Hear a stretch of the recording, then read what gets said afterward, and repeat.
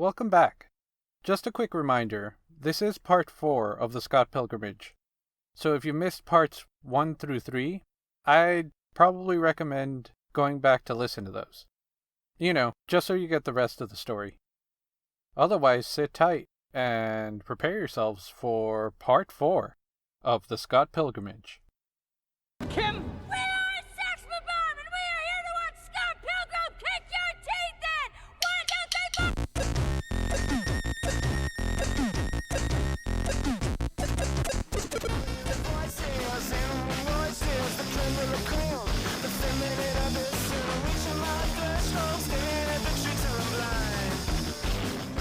We rejoin our heroes, all meeting up at Pizza, as they were promised, with the band chatting about going to an after party. Kim interjects with, "I'm not sure it's going to be much of a party. I think a third of the band just went poom." Steven comes back with basically saying that cool bands don't ever go to their own party, and the only kind of guys you'd find there are desperate people trying to rub elbows with label guys. Kim comes back with, "Then why would we..." Oh. So kind of another moment where I almost feel like one of two things is happening. Either Kim is sort of rubbing it in by playing dumb, or she may have actually been caught off balance once in this movie. Is it possible that maybe she's just not as invested in the sex bombs as Steven and Scott are about getting made, I guess, found out, signed? Well, I definitely think it's questionable. I wouldn't say that Kim is the most dedicated to the band, but she's definitely more dedicated to it than Scott. It seems like Scott cared, or they paint the impression that he used to, but he just doesn't anymore. But I guess that's a whole other topic. And Steven definitely feels like he probably brought this band together. So Kim must sit somewhere in the middle of that. She has the enthusiasm as far as Kim can. For what could be considered enthusiasm as far as Ken Pine goes. She's the business end, at least, it seems. She keeps them all wrangled in. She sits in the back drumming, imagining the different ways that she would throttle each member of the band for the stupid things they do. What can you say, though? She keeps them in line. She is rhythm. She is the percussion, which keeps the rhythm for the rest of the band. That's very true. Good observation. I don't know. It definitely could be that she's sort of trying to taper back everyone's expectation. Like, yeah, we kind of are the desperate people. As the rhythm, I hope in my heart, in the back of Kim's brain, as she psychs the band up before shows. She's thinking, "We've got the rhythm, we've got the rhyme. Come on, Jamaica, it's bobsled time." Everyone, welcome to Disney's Scott Pilgrim vs. the World. Done in live action, because everyone eats that up, apparently. Anyway, Steven wrangles everyone up, and Scott and Ramona discuss whether they're going, go back and forth about it, and then wind up deciding to follow the rest of the band to this after party. They kind of bicker on the way into the venue, and you can tell that Scott is not all right from his fight with Todd, but he's, I guess, trying to hold in there, kind of openly aggressively, which leads to a conversation on the way in about one and the other's exes, where Ramona turns it on Scott and points out the hostility that he had with Envy earlier on. But that quickly moves on to a discussion about his other exes, as they walk by what would be Scott's rogue gallery if he had a league of evil exes. His league is a lot smaller. It is a lot smaller, but can you blame the ladies? Kim's probably worth at least 3 of Ramona's evil exes. And more cut from the middle of the pack, not like the first 3, because those were pretty quick. They do start off by walking by Knives and asking about her, where Scott almost dismissively behaves like he doesn't even remember. He responds to Ramona's question about how their breakup was, and he's like, "Oh, that, no, I think I broke up with her." Like it didn't just happen a couple of days ago. He does try to shrug it off. He tries to do that classic Scott playing aloof. When Ramona starts pressing him for details, Scott says that things are all peaches and gravy. Kind of disgusting. Which is a very funny line, I think. And also kind of gross. I like gravy. I'm not overly fond of peaches. So peaches and gravy. I guess maybe peach gravy would just be like peach sauce, maybe? I don't know. I'm picturing something much more disgusting. Like you take the brown gravy from Thanksgiving and then you open a can of peaches and just kind of pour it into that tub. Yeah. Oh, God. Woof. So I'm hearing the only thing more disgusting than that is cottage cheese and peaches. Got it. Check your dignity at the door. I would rather my relationship with someone be cottage cheese and peaches than peaches and gravy. I'm throwing the gauntlet down. Come at me, people. Sadly, I think I have to agree. Gauntlet down. I do not agree. I would rather have the gravy and the peaches. As they're walking by Knives, Knives is still standing next to young Neil, who it's obvious at this point she's only been with him to make Scott jealous. So Scott tries to assure Ramona that everything is fine with them, that he hardly remembers it, and everything's all peaches and gravy. And as they're passing, you hear faintly in the background Knives mutter, "No!" Which is equal parts hilarious and sad. The situation makes it hilarious, but the fact of the matter that Knives was very smitten with Scott and just kind of discarded as soon as someone who was more interesting came along is pretty sad. It pretty much would have to be some sort of a psychic whale. Like there's maybe that part of that relationship that resides within Scott. Like he knows. Maybe it's not even Knives shouting no. It would represent the guilt that Scott has for that relationship. And how the only reason it ended is because he clearly became bored with Knives and infatuated with mystery woman Ramona. Scott, what are you doing, boy? Have you not listened at all to Wallace? A similar scene takes place as Ramona asks about Kim, and just as nonchalantly trying to downplay it, Scott says that he can hardly even remember what happened, that it was high school and she had freckles.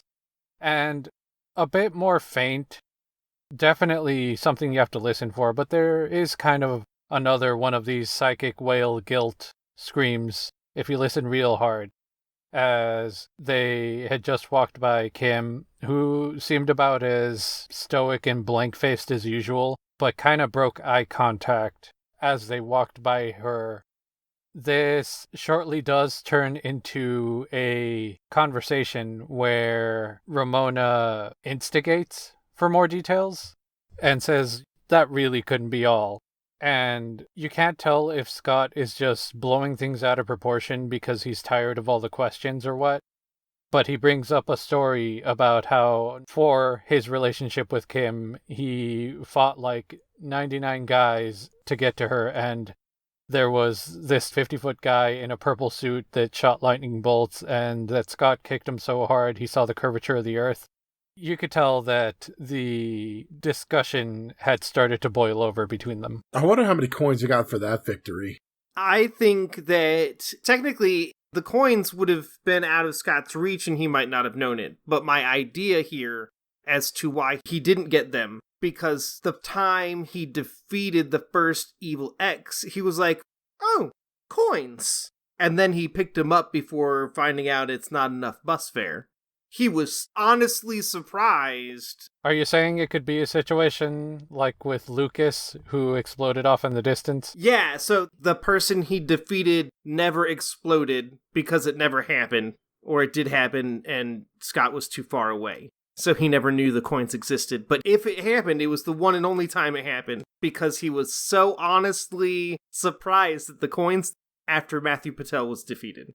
So this interaction is short-lived, as Scott quickly meets face to bar counter and a fight breaks out with Roxy, the one female of the League of Evil X's. kind of comes at him with her unique brand of Hot Topic style Naruto. You're a has-been. She's from the village hidden in the Hot Topic. She's from the village hidden in the metal. Do I have to part the ways between Jack Black and Kyle Gass to get to the village hidden in the metal? That no one can ever beat? They've tried.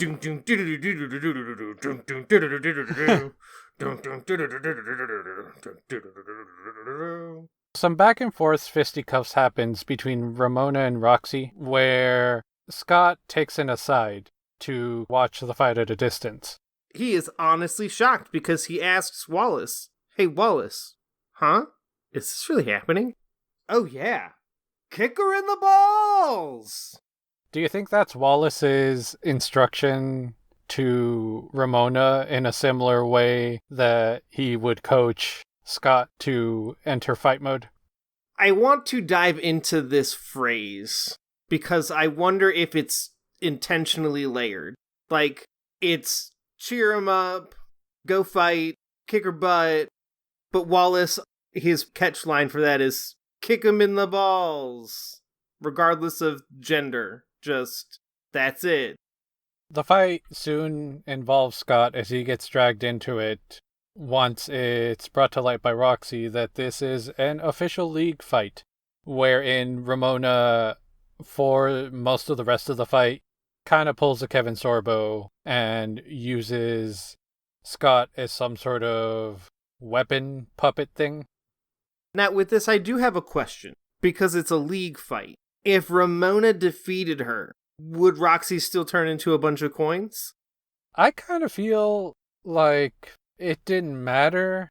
Like, you have to enter a specific fight tournament style for the other person to turn into coins versus just like a regular beatdown? You're right, she would have turned into Hamburger. Interesting. I accept this outcome. The fight concludes itself, and the entire crew gets together right after Ramona and Scott have a final tiff to their argument, where Scott gets drunk off of, I'm gonna say it looked like he maybe finished the first gin and tonic. It's possible. Yes, he downed the first gin and tonic, has his hand on the other one before he starts mouthing off and slurring. And causes her to walk off.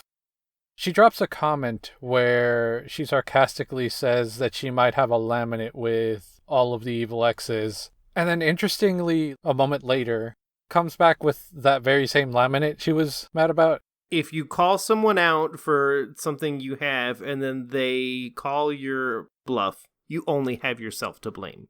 They go over the list and Scott reaches the part of it where it shows the next potential rivals, which are specifically labeled as twins after their names. And they realize, she dated twins, which is more or less Kim's line when we jump scenes to back in the house. It seemed like a mildly interesting detail. It served to open up the exposition where Steven gave his presentational musician millennial style TED talk to the band about what they're looking to go up against next, as the Katayanagi Twins are the next opponents in the Battle of the Bands. We fast forward once again to the crew making their way to the venue. It's basically a jump cut. One scene dissolves and the next scene is them in front of the band poster, which reads, TIBB, Sex Bomb, the Katayanagi Twins. Amp versus Amp. 2 bands enter, 1 band leaves. With exclamation points in increasing amounts between each of these phrases. Kim spices in with, the flyer needs more exclamation marks. It definitely did. I think at least 8 more. Small font, though. Wasn't hype enough. Steven goes on to say, what, Amp versus Amp? We're on stage at the same time? Scott starts with, that's impossible, and they jump cut to the inside of the venue, where Scott continues, okay, my bad. Which Kim responds with, your bad is saying my bad. Which really could just be Kim expressing her frustration at Scott talking himself into situations. I think it was definitely a dig. If he had just kept his mouth shut. Steven is in full panic mode, saying, "We shouldn't even be here. We shouldn't even be here." Where Scott winds up having to slap some sense into him. Kim again breaks into the conversation, asking, "Did you speak to Ramona?" Which Scott points out that he hasn't since the other night. And again, Kim, not having to do this, decides to kind of derail him and says, "Oh, she's totally here." And the camera pans over and circles Ramona's face off in the crowd. I guess Kim, maybe trying to look out for Scott, says, "Scott, not that I care, but you should talk to her before she's gone." Just as Scott's about to say thanks, she cuts him off saying, "And I really don't care." Which I think is trying to open up the part of her that cares for Scott as a friend. The part that despite whatever cold exterior she has for him, for the rest of the group, that he's still part of her circle, and she prefers that he not be in anguish over the mess that he's in. So she's trying to give him a little bit of advice in what is basically a moment of something that she noticed. She didn't have to tell Scott that Ramona was at the venue. They could have just played the show. But despite the focus he would have had from not thinking about Ramona, she takes the time to point out her presence. So Scott is putting the whole situation together and realizing that Gideon, Graves, and G-Man are the same person. And at this point, the Katayanagi Twins had made their appearance and they are about to face off.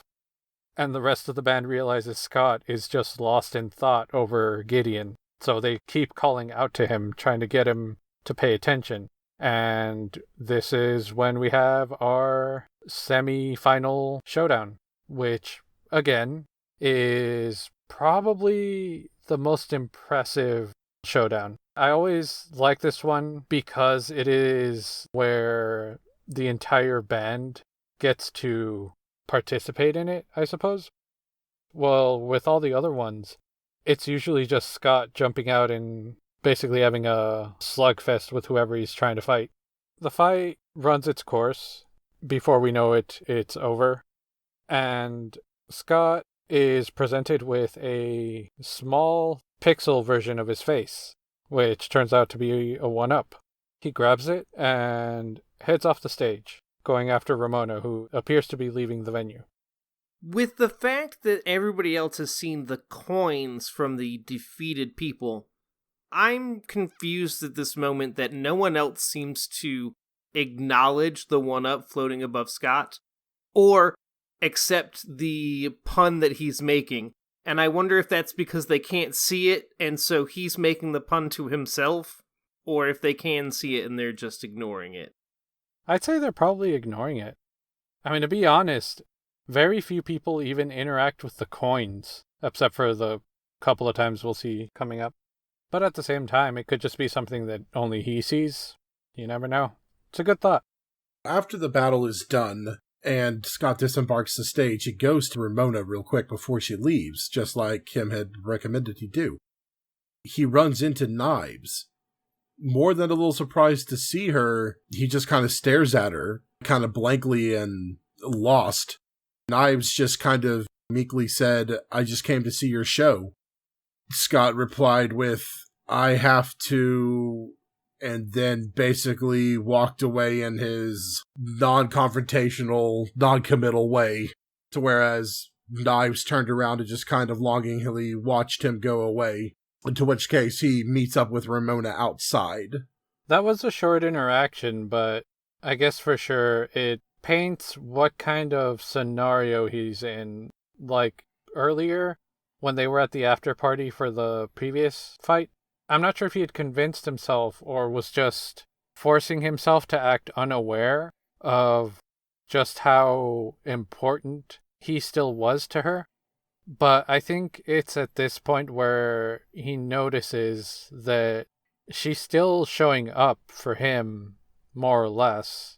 But by the same token, it seems like Knives is trying to downplay it as well, because I think she knows at this point that her pursuit of him might be a little bit stalker-y.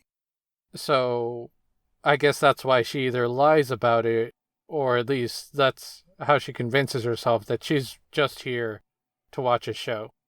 Right. Scott catches up with Ramona, and they find Gideon, who buys off the entire band with a record contract.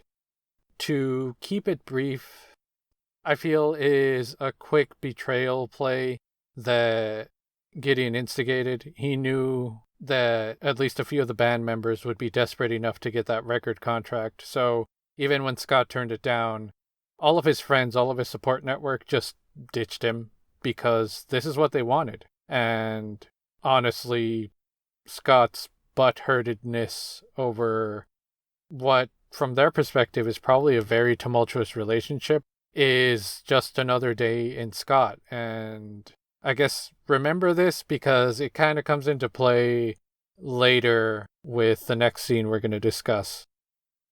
Gideon drives off with Ramona, and Scott is left there by himself to wander home. Boom! Door opens, light goes on, loud screech from several humans. One specifically being Wallace, who goes, "Ah! Turn off the light!" Presumably, you just saw some guy's junk, and I apologize for that. And he apologizes too. A quick moment happens, and then you see Scott sitting with Wallace.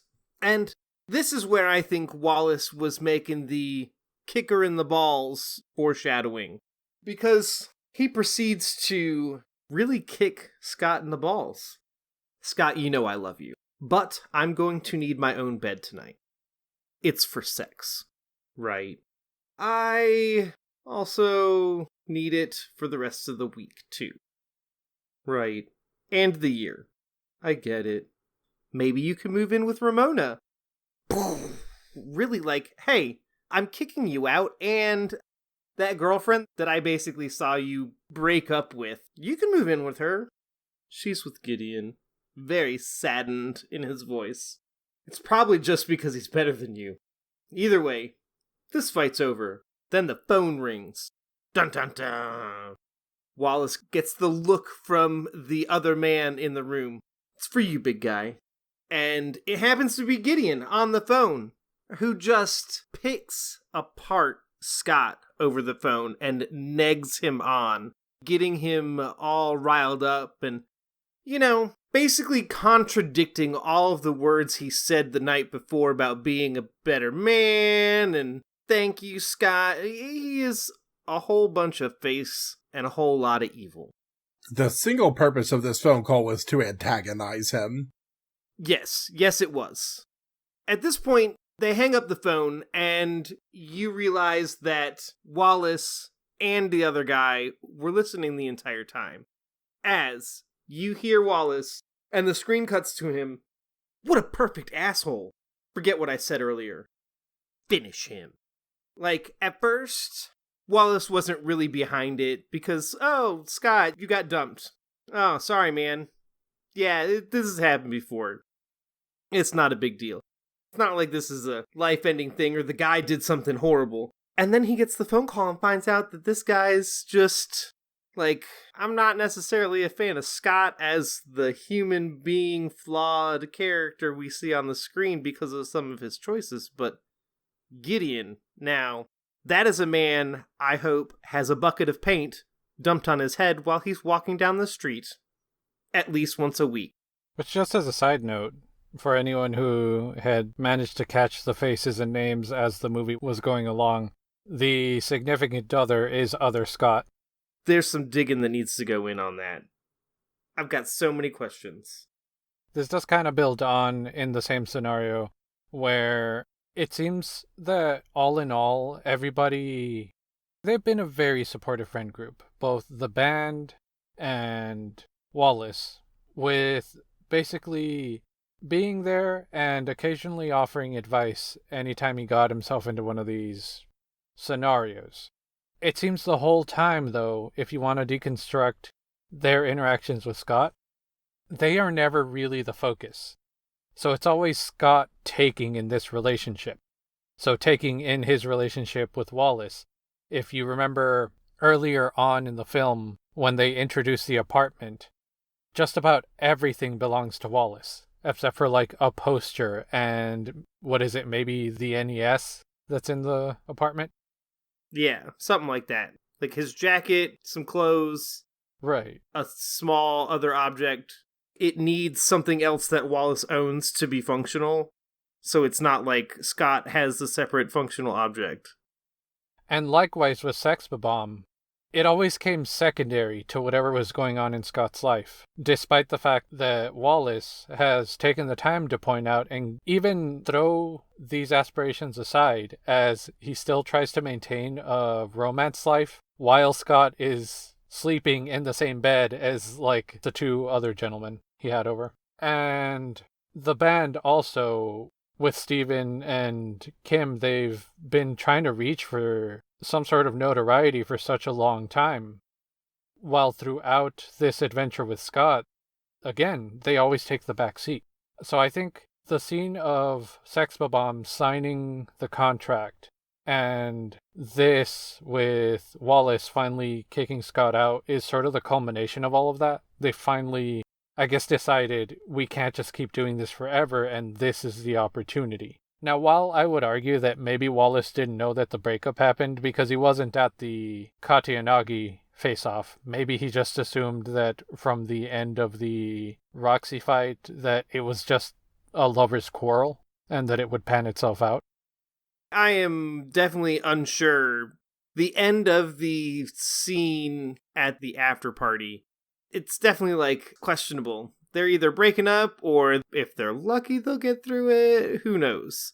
I like to imagine that Ramona was giving him space, which I won't get too much into it, but whenever he brings up what she meant by splitting, she says, "I thought you'd get it, I just saved your butt," which to me means, if I was really done with you, I wouldn't have bothered. Oh, yes, I totally agree with that side on the Scott's end. We don't know where Wallace is standing in all of these events and what words he actually overhears, but they did not end that evening on a good foot, so I agree it is unquestionable information from Wallace's side. But he is clearly optimistic by suggesting Ramona be the person Scott moves in with. Luckily, he does get to hear what Scott is up against and encourages Scott to go, like you said, kick the ass of this perfect asshole as Scott trounces off to go take this final fight. He works his way through the upper ranks of security in probably one of the more hilarious scenes in the film and makes it downstairs where he finds the Sex Bombs playing a song with the lyrics that imply that this is boring or that they are boring. I am not even sure. But it's definitely a takeoff of how formulaic bands who sell out are. The confrontation works its way up. Gideon cues Kim to start playing. And she finishes that picture by changing their usual energetic intro and saying, "We are Sex Bomb, and we're here to make money and sell out and stuff." Scott beats up a bunch of hipster no-name enemies to Sex Bomb's Launchpad McQuack, or whatever the song is supposed to be called. He makes his way up to Gideon, and the two of them face off for a bit. During this fight with Gideon, it is made apparent very quickly that Scott is being outclassed yet again by another fighter, and Gideon delivers a devastating blow to him. He looks like he's about to bring his sword down and finish the job, when all of a sudden from the rafters, Knives yells Scott's name and kicks the sword out of Gideon's hand and then kicks him down the stairs. Says, "Oh, this is adorable," implying that another little girl came to save Scott. And Knives starts declaring that you're going to pay for what you've done. And Gideon thinks she is talking to him And goes on this long spiel like, look, he had his chances. I emailed him saying like this is going to be happening. And he was like, I'm not talking to you. I'm talking to her. As she points to Ramona. And Ramona, of course, confused, says, what? She said, you broke the heart that broke mine. Prepare to chow down, which is one of my favorite lines of hers. It's always great whenever somebody's willing to make a pun out of their own name. Indeed. She goes to fight with Ramona. And Gideon makes an offhanded comment. At least you could say, I know how to put on a good show. And then he starts his bout again. Scott is able to deliver a pretty decisive blow against Gideon, which kind of takes him out of the fight for a minute. And then he goes to break up the fight with Knives and Ramona. Knives kicks Ramona really hard in the face, sending her staggering backwards. And then she goes to attack him, and then Scott grabs her by the wrist.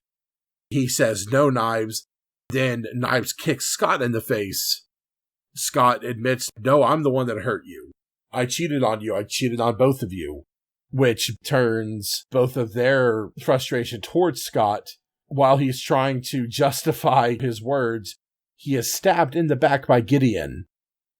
Gideon delivers the pretty good line, Scott, you can cheat on these girls all day long, but you can't cheat death. So Scott then melts away into this kind of void desert that he has been in before, kind of when he was feeling like in the depths of despair.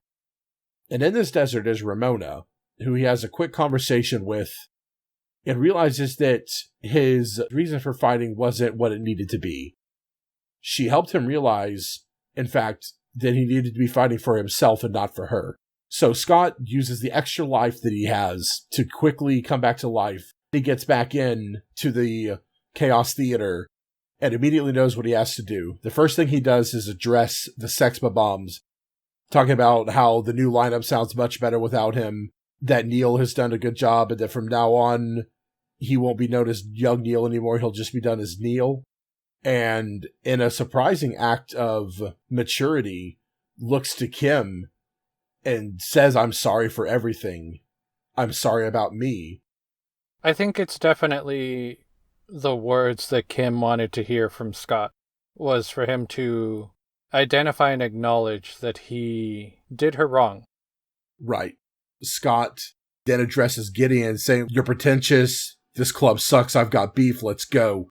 And he is able to pull out a more powerful weapon than he had before because he is now fighting for self-respect instead of love.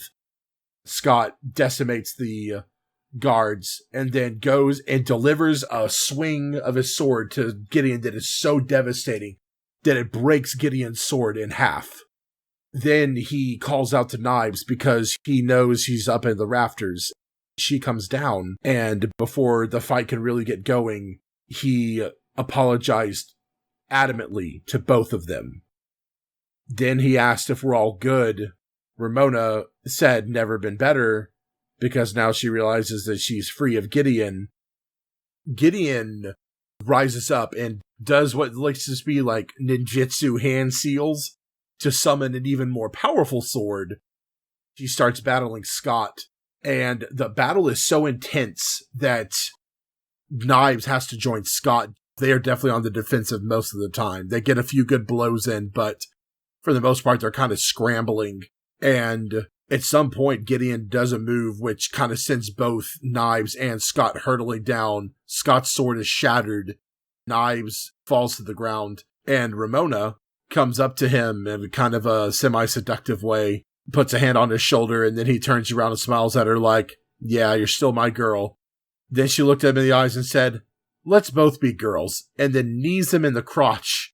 Then Gideon hits her with like the fist of an angry god and sends her hurtling down the stairs, just blinking red, all Final Fantasy style. So you know that she is at her damage threshold and that she could explode into coins apparently at any moment.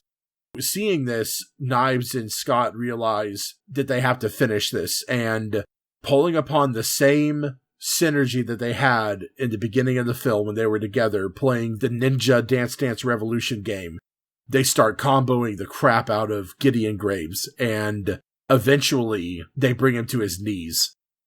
Gideon devolves in some monologue about how it took him so long to put together this list of evil exes. It took him 2 hours to get all their email addresses to set it up. That Scott is a pain in his ass, and that he'll never be anything, that he's what's good, he's what's hip, he's what's exploding. And Scott says, "You are exploding," and then kicks him in the head so hard that he shatters into coins. It's the final boss, so coins like a fountain erupt from the dais that they're upon and start falling down, all twinkly, sparkly, and majestic. It's slow motion at first, to which Knives and Scott stand in awe, but then it goes to regular time, and then it's just like a bunch of coins that are falling from the ceiling. I hope that everyone had hard hats, or there is going to be a serious OSHA violation on their hands. As Kim notices and says, "There goes our deal," which Steven suddenly realizes what's going on and says, "Wait, we're still going to get paid, right? There goes our deal." He puts that together and they scramble after the coins. Scramble, trying to get the coins, yeah. There's a moment where Scott, Ramona, and Knives are kind of making sure each other are okay. And then you hear an ominous voice from Gideon's glasses, which are the final thing that remain of him. He looks into the lens, and Nega Scott approaches. Ramona and Knives at either side of Scott put up their fists, ready to fight another adversary alongside Scott. But Scott insists that he fights this final battle by himself. We jump to outside the Chaos Theater, where we see Ramona and Knives. They overhear casual conversation about breakfast food. They see Scott and Nega Scott walk out, and they make plans to get brunch. Things are wrapping up. Scott and Knives are talking, and it's kind of like it was before. They were kind of in sync again. They were laughing and smiling with each other once again. So Ramona starts to walk away, and Scott stops her and says, "You're just going to go?" Ramona re-infers that she still needs her fresh start, and that she's tired of people getting hurt because of her past. Scott, thinking she's talking solely about him because of the ordeal he's been through, assures her, "I'm sure I'll get over it." She says, "I don't mean just you," implying that Knives was also hurt. Basically, they say goodbye, and she starts walking away. And in a really awesome moment, Knives looks to him and says, "Go get her." She says, "You've been fighting for her this entire time. Go get her." Which, let's be honest, she is obviously the bigger person here. Obviously, that just comes to a head more with the rest of what she says. Scott, all of a sudden concerned about her and what she's going to do, says, "Well, what about you?" With a very charming kind of chuckle, she says, "I'll be fine," gives him a single peck on the cheek, and says, "I'm too cool for you," which she is. She's absolutely too cool for Scott. Scott rushes to catch up with Ramona, so they walk hand in hand towards the dimensional doorway. Music plays, and the classic fighting game countdown is at the top before credits roll. You can reach out to the hosts of Banter Banter on Twitter. Find me, Manny, at Brogar, CRE. Aaron can be found at 8-Bit Wizard. The 8 is Roman numerical. Find Mike at Mike8Time. That is the number 8. Or holler at our podcast page at banter_cast. Or find it on Facebook at Banter Bantercast.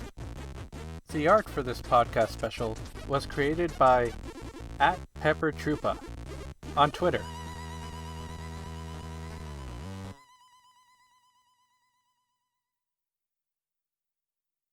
Thanks again for listening to Part 4 of our Banter Banter special, The Scott Pilgrimage. We'll be back next week with the conclusion.